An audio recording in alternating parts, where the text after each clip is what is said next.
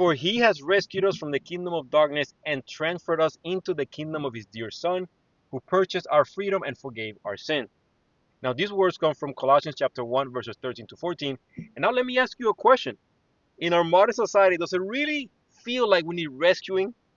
Like, for real, like, what could we possibly need rescuing from?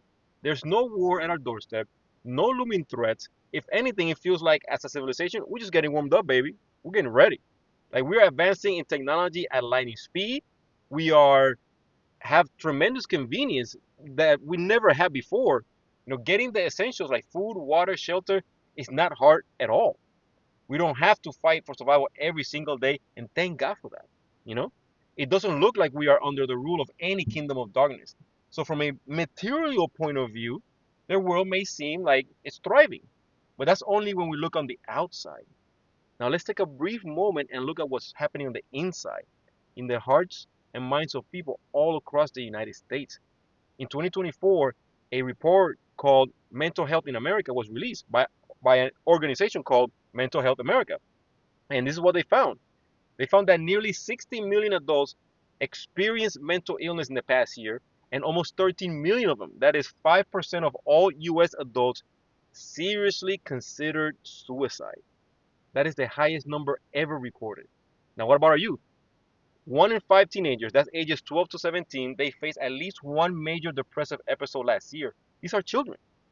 Over 45 million adults and 2.3 million youth are battling substance abuse disorders. So let me tell you, this is not just about stats. This is about real people. This is about human souls.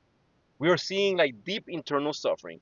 We are seeing like a spiritual bankruptcy and emotional darkness, a moral decay that's quietly eating away at the foundations of our culture. People are overwhelmed, disconnected, desperately searching for peace and meaning and finding none. So maybe the Bible was onto something. Maybe we do need rescuing, but not rescuing from the stuff that we see on the outside, but rescuing from what's happening within us. But let me tell you, there's some good news because that rescue has already happened in the person of Jesus Christ, who laid aside his immunity to pain and entered our world of flesh and blood, tears and death in order to live a life that me and you couldn't live, in order to save us from this terrible, terrible disease that's called sin that leads us to all these terrible, terrible stats. So if you don't know Jesus, get to know him, read about him, and experience a new life. Hopefully that makes sense. And I'll see you in the next video. Peace.